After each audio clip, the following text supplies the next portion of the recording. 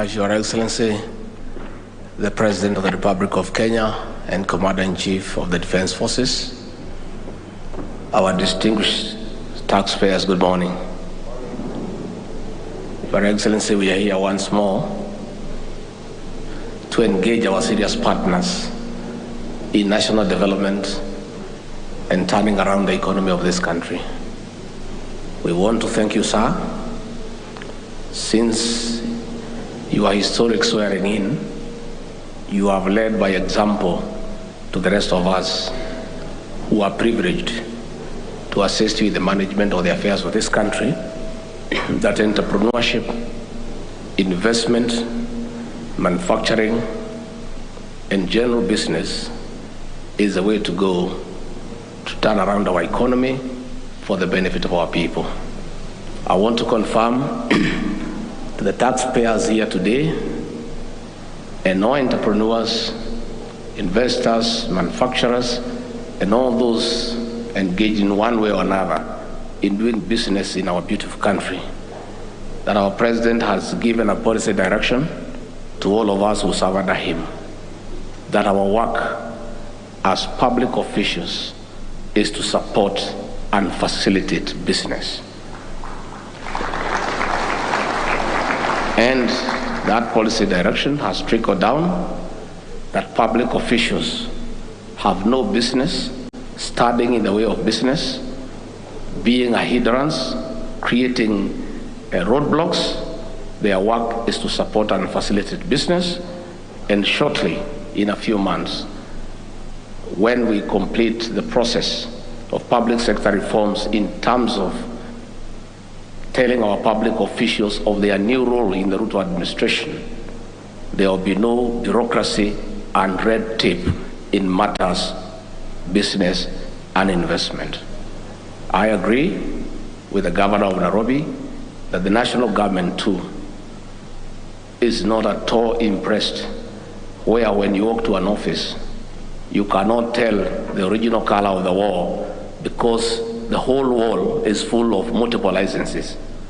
Those licenses must give way to show people, for people to appreciate the original color of the wall by having a single permit. So all permits should be collapsed under one. Finally, Your Excellency, as you ask the people of Kenya to pay taxes, as you mobilize the people of Kenya to accept their responsibility to pay taxes, those of us under you will also help you to make sure that those charged with the responsibility of collecting revenue do not criminalize tax payment.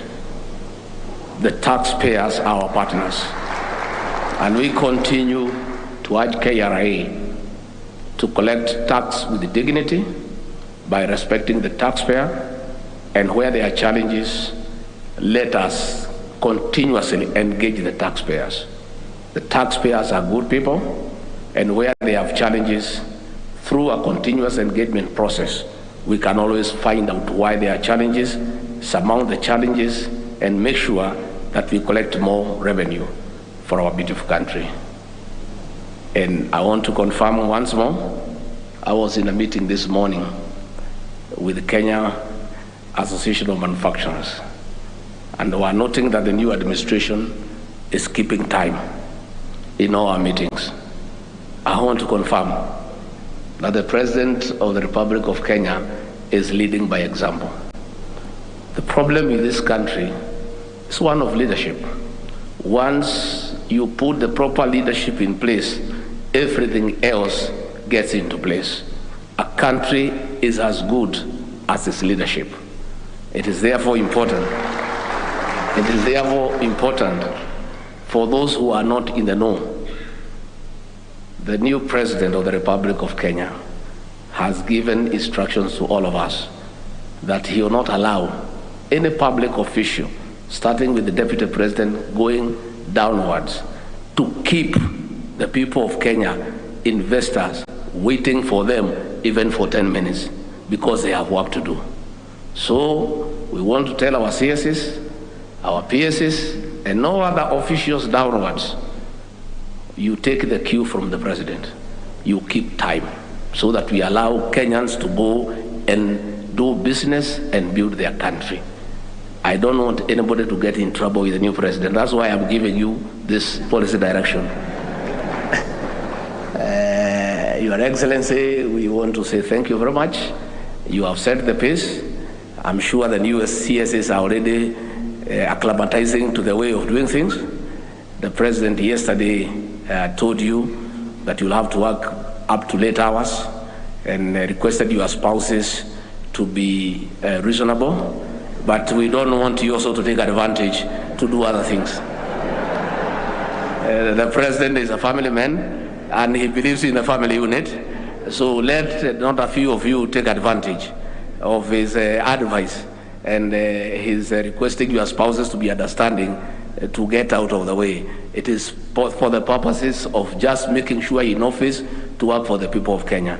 Your Excellency, our deputy, I'll monitor so that we make sure they're in office doing the right thing. With those few remarks, it's now my privilege to ask you to be upstanding.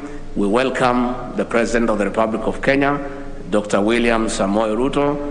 Please give him a heavy clap.